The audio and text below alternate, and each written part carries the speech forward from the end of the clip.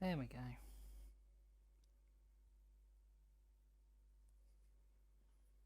I should have some audio. Yeah, I've got audio. Hello everybody, welcome to an update information video on Spirt of Steam 7.4 SYMMETRY. Just to inform you guys, I do not have any release dates or anything like that about Spirt of Steam. As I say, I have nothing, so I can't give you guys the information about when Spirt of Steam is coming out. So there we go. I say I only know what the article is that I'm showing you right in front. That's the information I know. But yeah, keep an eye on the Train Simulator channel, guys, to make sure that see if you get any release dates or anything on there. As I say, I'm only just going through this article that has appeared for Train Simulator 2 that I spotted earlier today, so I thought, why don't I make a video about it and go through it.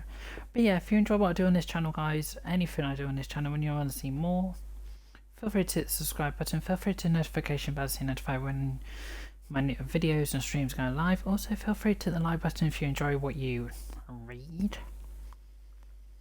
and feel free to hit the share button as well. But anyway, I will link my Twitch, my Discord and Train Simulator 2 down below, and I'll also link this article down below as well. Let's say I'm doing no routes, no creative club scenarios or anything like that. I'm just going through this article and then that is it. Anyway, let's crack on. So as you can see there, guys, there's a picture of, I think that's the 8F in front of some 7.4 signals, and they're on red. Well, there's some reds, some yellows. Interesting. So the information down below: Spirt of Steam 7.4 SYMMETRY. We spoke to the team, well, they spoke to the team working on the complex signalling of the up-and-coming Spirt of Steam Liverpool Lime Street crew, finding out what research is needed to bring you such a vital aspect of the railway logistics, and how they are conquering this mammoth task. So I had to think then. So the signalling team gives them an amazing insight into the lengths they have gone to bring you realistic and immersive experience and challenges that come from trying to reproduce something from bygone era when little or nothing remains of the item they are trying to reproduce. So they found out more about the overall research gone into the route, a detailed look at the numerous unique signal boxes that are dotted along the route, and how this variety is going to be represented in game, and the complexity of the modelling signals that bridge the gap between the transitions of 7.4 to colour light in a busy junction area with complex architectural features. So, researching the route. So I don't know who ST is. So the route, initially set in the 1950s, presents something of a challenge in both in its scope and in its era for research. Documentation is hard to acquire from this period, that the present day material and many subtitles or local agreements can get lost in history, especially if they are informal. Being able to collate comprehensive detail for a route of this magnitude of Crewe to Liverpool in this era was no small affair to them. To his colleague, pulled in many personal favours and undertook literal months of research to end up with something cohesive. It's highly likely that the information for this route as a whole has not been seen together since itself was current, and this is very exciting. The research pointed us up to the date of 1958, a year admittedly before the start of a large-scale track and signalling works in preparation for the electrification of the route. but at the end of a period of relative stability for the route's infrastructure. So yeah, the electrification, guys, this is when the British government decided, do you know what, we're going to electrify most routes in the UK. So that was the West Coast Main Line, the Great Western Main Line, the East Coast Main Line, the Great Eastern Main Line, and the Southern. The only ones that really got done was the West Coast Main Line and the Southern. The other routes that I mentioned didn't get electrified till later on. So yeah. Sources used include the National Library of Scotland's Historic OS Map Collection, many researchers' personal collects of plans and documentation, rail photographic archives, old postcards, and countless other collections, both public and private. Okay, so now we come through to modelling the London North Western signal boxes. So the London North Western Railway signal boxes. So whoever ST is, I don't know. The 1950s was an era where mechanical signals on the main lines was still ubiquitous, apologies for that, though this wouldn't last long with the BTC's mainline modernisation scheme beginning in earnest. On this route there are about 50 signal boxes ranging in date from mid-Victorian period to almost brand new at the time. The largest family of these are from the LNWR period, so the London North Western Railway period of ownership, and though of different size or to suit requirements come from a family of modular parts, the LNWR developed to enable what would nowadays be termed rapid deployment. So, the next paragraph. The kit consists of standard size arrangement windows, timbers, frames, brick plinths, doors, stairways, etc. Very much modular from a builder's perspective in the real world, but not necessary as useful a breakdown from a blueprint/game perspective. To significantly reduce the number of unique complete buildings of this style, requirements to be made over 40, a modular approach was again specifically, but this time in terms of volume rather than individual building elements. So there's a picture of two of the signal boxes from the LNW. Well, a fictional record of the LMS, London, Midland and Scotland, signals from LG Warburton. Okay, so ST again. This had to accommodate, so bullet points, the differing lengths of window sections on top, two different styles of brick on the lower level, one insert and the other flush, one or two brick levels underneath, a mismatch in repeating lengths between the top and lower levels, the implicant need of how the top and bottom arranged of what might be different total length could be matched. Okay, so a review of the majority construction configuration of such boxes on the route eventually revealed the need for 9 distinctive meshes, including a ladder that could be combined to the best representation the individual boxes as they appear on the route. Only 2 boxes were wooden in both base and top, so the brevity's sake they have been omitted, though the modular approach does not procure these being made and used if needed in the future. This would allow the top of the boxes to be assembled to match the actual construction, the dimensions of the window widths and other elements of the arrangements being explicit, whereas the bottom layers could be represented by splin of scalable length to match the specific arrangement on the top. So for the top, these consists of the end pieces for the box and two different central sections.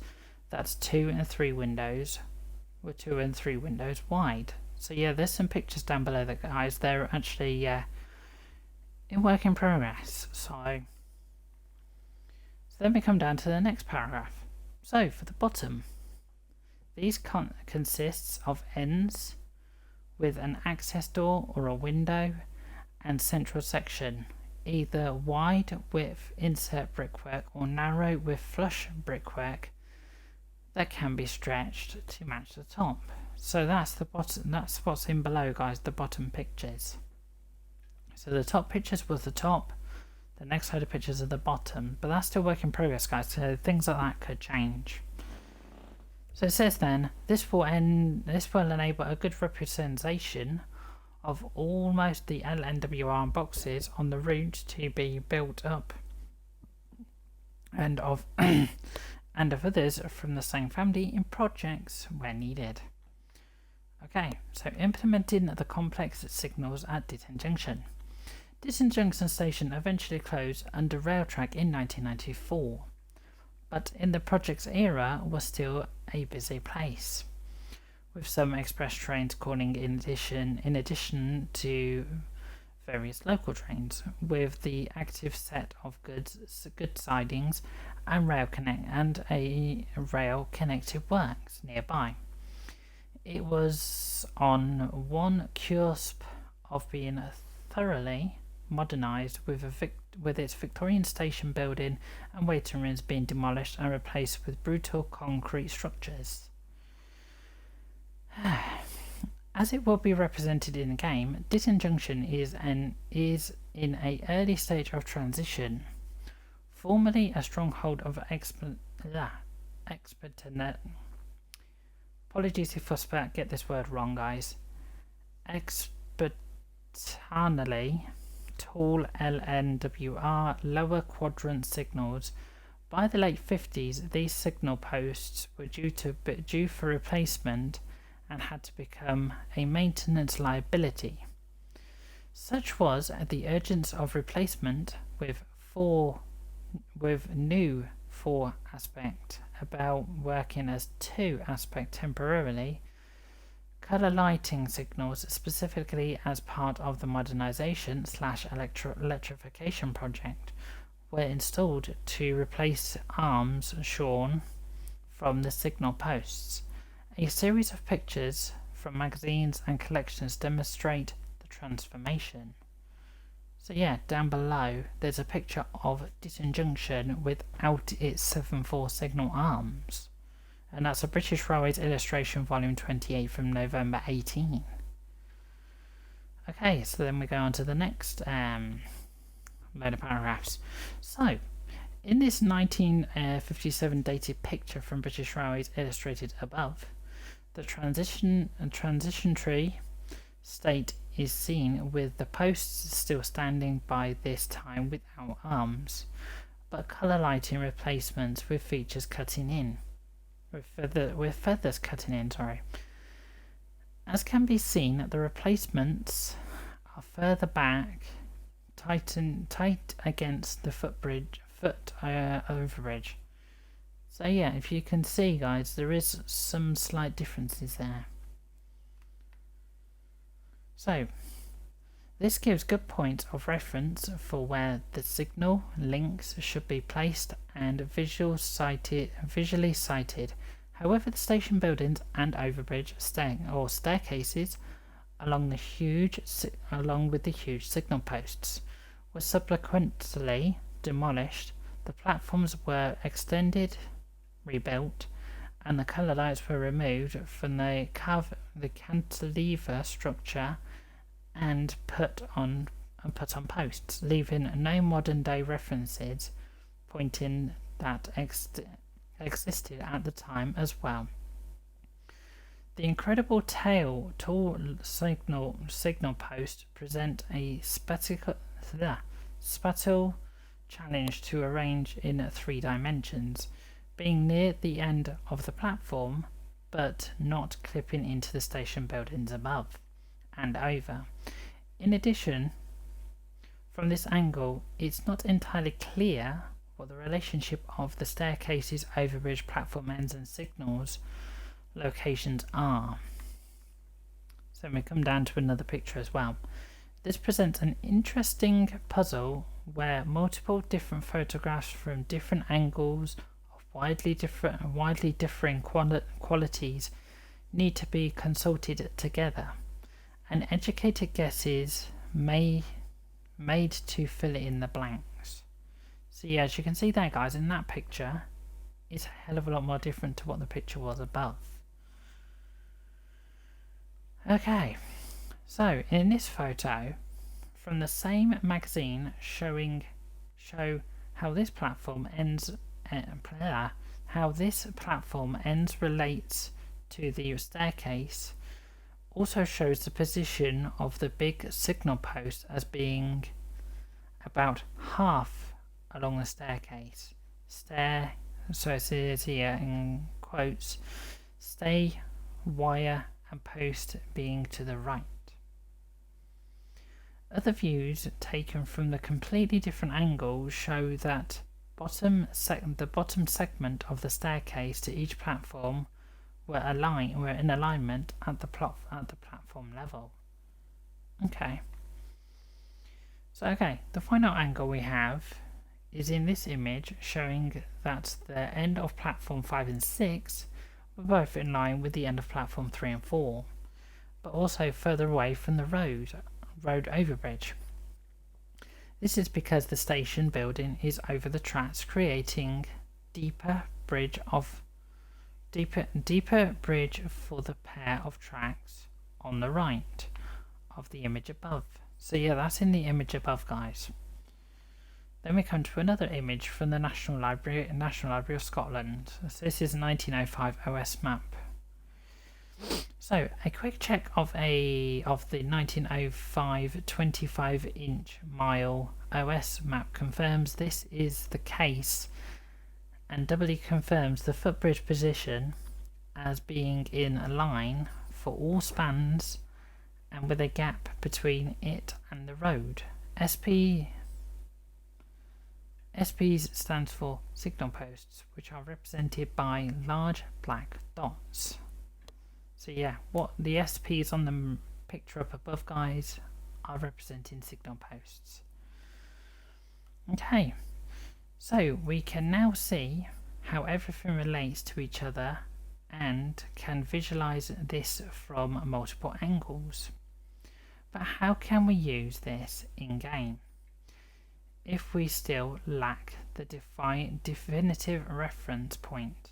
The editor has a Google Earth plugin that overlays on the terrain a decal of the current satellite imagery for the area. However, the buildings and staircases we are looking for were demolished in about 1960, and the external overlays of this station with current imagery do not align particularly well with the old OS map of the area. So they're really struggling as a queue. So we can speculate, however, that since the construction or structural arrangement of the station building and the overbridge were similar before and after the rebuild, that the newer building and bridge likely take up the same footprint as the old. With this in mind, we can now directly use the current closed buildings and footbridge as reference for the previous building by current images. This should aid us in figuring out how the platforms and signals are placed in relation to each other. Okay, so then we've got another picture of what it actually looks like in, well, what the station's going to look like in game, but that's still work in progress guys, it's not complete. And then that's what it looks like in game, properly completed. And then it says at the bottom here guys, stay up to date with Spirt of Steam, London, Liverpool Lime Street to crew, and everything Train Sim World by following at Train Sim World on Twitter and Facebook. So here we are, guys. Screenshots and images displayed in this article may depict content that is still in development. The licensed brands may not have been approved by their respective owner, and some artwork may still be pending approval. So everything I've just gone through in that article, guys, may change. So everything you've seen in the images may change by the time of release, which I can't say the release date, guys, because there isn't a release date. It could be quite far down the line, so I'm not going to give an estimate either. But just bear in mind, guys, Spirt of Steam is coming soon. But as I say, it won't be coming in, say, I don't know, the next couple of months or the next couple of weeks. So yeah, just bear that in mind, guys. But there we go. I will link this article down below, guys, so you guys can read it through for yourselves. I thought I would just show it on screen, read it through so you guys understand. I apologise, I made some spelling errors, which is not helpful. But yeah, there we go, guys. But yeah, if you've enjoyed what I've read and all that sort of thing, and you want to see more of my Train Sim World 2 content or any other content I do on the channel, guys, feel free to subscribe. Feel free to notification bell to notify when my videos and streams go live, guys. I do a lot of video update information. I do a lot of important information. I do try to inform you guys as much as I can. But yeah, other than that, guys, if you enjoy what you've heard, feel free to if you enjoy what you heard and like. Sorry, let me try that again for a third time. If you enjoyed what you've seen and heard, feel free to hit the like button down below. Also, feel free to hit the share button, guys, so we can get the videos out there. And yeah, there we go. I will link my Twitch, my Discord, Twitch, Discord, Train Sim World 2 down below. I will link this article down below as well, guys, so you can read it yourselves. But there we go, guys. Enjoy the rest of your evening. Stay safe, guys, and I will see you in the next Train Sim World 2 stream or video. So guys, I will see you in the next one.